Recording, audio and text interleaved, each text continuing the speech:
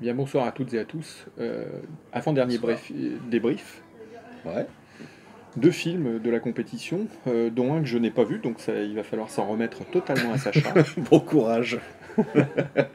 Il s'agit du film de Elia Suleiman qui s'intitule This must be heaven. Correct. Et puis le second dont nous parlerons, nous l'avons vu ce soir, il est sorti en salle aujourd'hui. C'est un film français, celui de Justine Triet, qui s'appelle Sibylle. Sibylle. On l'a dit en chœur, c'est magnifique. Waouh. On parle tout de suite du Elia Suleiman, et là, je n'ai rien à dire, je n'ai pas vu le film, donc c'est Sacha qui va vous en parler. Alors, le film de Elia Suleiman, bon, encore une fois, c'est Elia Suleiman qui se met en scène lui-même comme il l'avait fait dans Intervention divine. Donc, euh, encore une fois, il s'incarne lui en tant que personnage, en tant que Elia. Personnage donc très burlesque, et ça on va le retrouver tout au long du film. Donc ce personnage plutôt muet qui est en interaction avec le monde autour de lui. Tu veux dire que ça fait un peu comme dans Intervention divine, il reprend un peu ce personnage comme ça, un peu clown, clown observateur, funambule. Clown triste, Ouais, exactement, oui, voilà, voilà un côté keatonesque un petit peu, ouais, c'est-à-dire voilà, il découvre les choses et est toujours curieux vis-à-vis de ce qui lui arrive.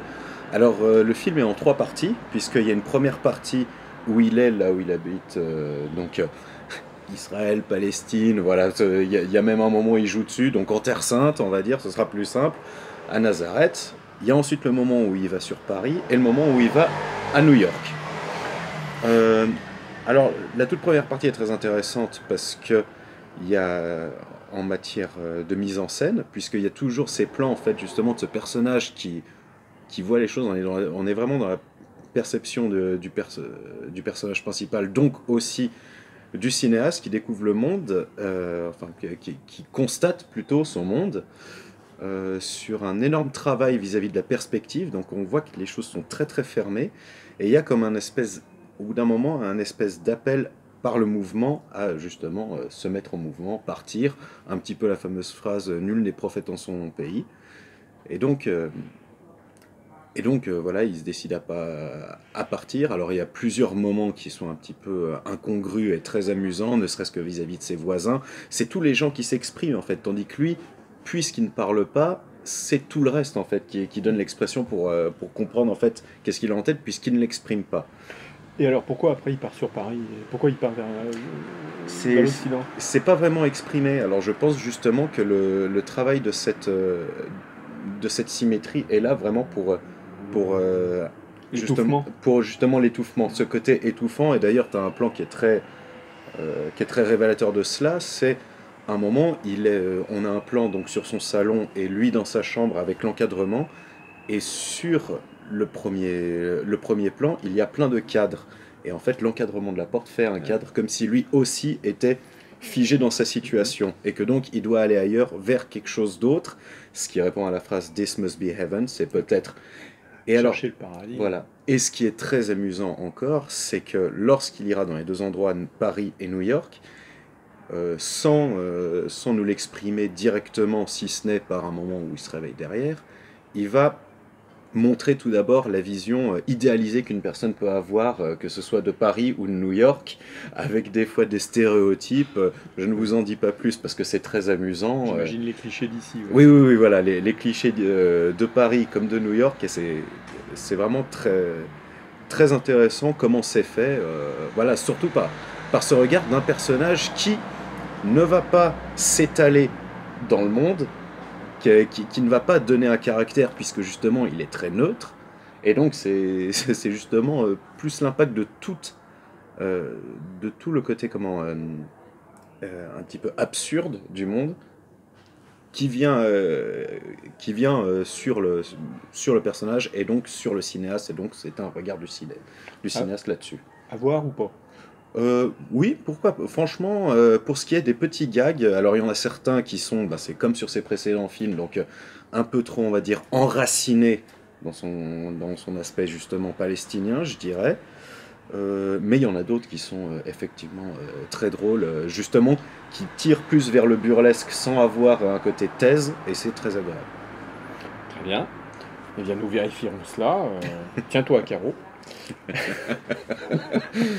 Bon, Bon. deuxième film, on l'a vu ce soir ensemble. T'as couru d'ailleurs Comme pour passer d'une salle à l'autre. Oui. On t'a gardé un siège avec oui, Birgit. Merci beaucoup. Mais je vous avais gardé un siège pour le Elia Soulaïba. Non, c'est les autres qui vous ont pas fait rentrer. On sait. Donc, Sibylle de Justine Triet. Alors, c'est le premier film de Justine Triet que tu vois ou tu as vu autre chose? Oui, c'est le premier, j'ai jamais vu. T'avais pas vu. D'accord, ok.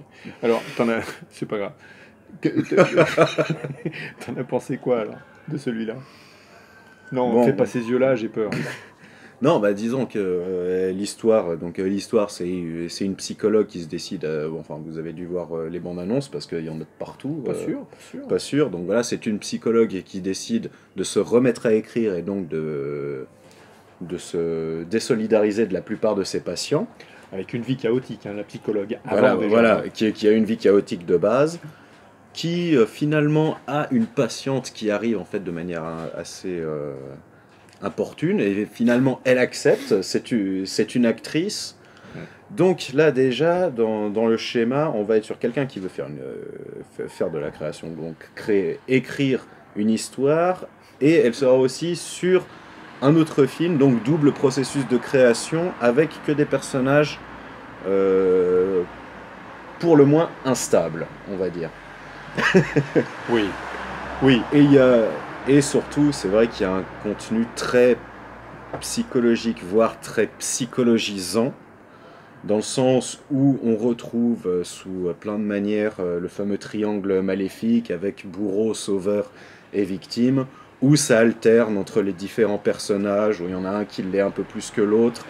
Donc c'est vrai que c'est ça surtout que j'en ai tiré, c'est un petit peu cette fameuse histoire des caractères psychologiques qu'une personne peut avoir, et au milieu ce personnage de Sibylle qui est complètement paumé entre son passé qui revient, enfin déjà elle a sa thérapie qui la pousse, qui l'inspire pour sa création, mais elle est en train d'observer une autre création qui lui fait ressurgir son passé.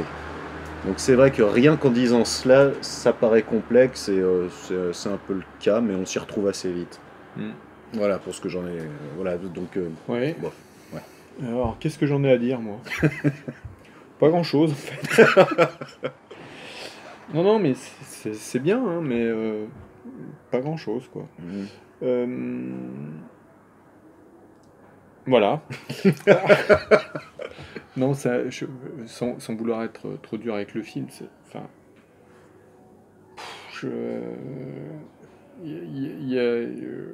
je trouve la seule chose que je sauverais dans ce truc-là, c'est l'interprétation. Oui, ça oui. De tous, Huviel, Exarchopoulos, Schneider. Et puis Ephira, qui est épatante quand même. Oui. Épatante. Il y a des moments, finalement, les moments, moi, que je préfère dans le film, parce que je trouve que scénaristiquement, il y a des trucs un peu bon, c'est bancal pour moi. Les moments que je sauve, si tu veux, c'est les moments où la caméra se prend le temps de filmer le visage de Virginie Efira ou de Adèle Exarchopoulos. C'est-à-dire ces moments, tu vois, où finalement les filles, enfin les femmes, s'interrogent sur ce qu'elles sont, quel rôle elles ont, comment elles vivent leur passion, et ce qui peut en résulter, et les conséquences que ça va avoir sur elles.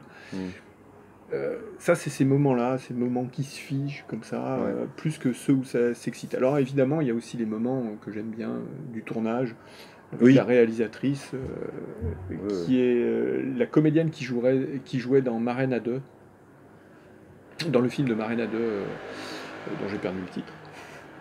Mais c'est pas grave. Ça arrive. Ça m'arrive, oui, ça m'arrive. Je confirme. On est en fin de Cannes, quand même. Donc, et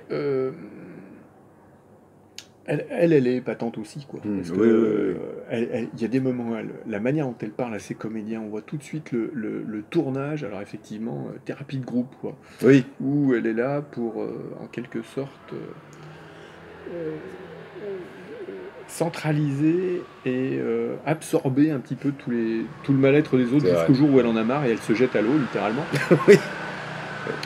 Et où derrière, elle va, une fois qu'elle a plongé dans l'eau, alors ça c'est une belle image quand même dans le film, parce qu'à partir du moment où elle plonge dans l'eau, elle passe de l'autre côté du miroir. L'eau est un miroir qui réfléchit les images, donc elle passe dans l'eau, et là d'un seul coup la vérité lui arrive en pleine figure. Mm. Alors ça va pas lui arriver en pleine figure, ça va lui arriver par le son, mais à ce moment-là, elle prend conscience de beaucoup de choses, et le film se transforme. Il se transforme complètement par un jeu de procuration, le film dans le film, par un jeu de procuration. Bon, ça c'est, il y a quand même quelques bonnes idées. Moi, ce qui me pose souci quand même dans le film, si tu veux, c'est les transitions entre les différentes atmosphères, les différents lieux, et tout, enfin toutes ces choses-là. Oui. Bon voilà, allez le voir, vous en ferez une idée. Visiblement, vous avez compris que Sibyl, ça n'avait pas fait l'unanimité chez nous. Et ça fera pas vraiment l'unanimité à Cannes, je pense. Il y a de grandes chances. Vu la réception du film, la séance de presse qui était peu courtisée, c'est le moins qu'on puisse dire, oui. et peu enthousiaste. On a beaucoup ri, mais je suis pas toujours sûr qu'on ait ri pour les choses qui étaient dites dans le film. On a peut-être ri, enfin moi pas trop, mais il y a des gens qui ont ri, je pense, pour la manière dont le film était fait. C'est pas... Alors peut-être que c'était parce qu'il y avait un humour, un second degré qu'on n'a pas perçu. Voilà, ça peut arriver, on peut passer à côté d'un film. C'est peut-être le cas. Allez le voir, vous en ferez une idée. Il nous reste un débrief quand même demain, puisque demain matin on va récupérer 2 films du début du festival dont on nous a parlé. Et puis ensuite on fera route sur Lyon, donc on vous parlera depuis la voiture. À demain. À demain.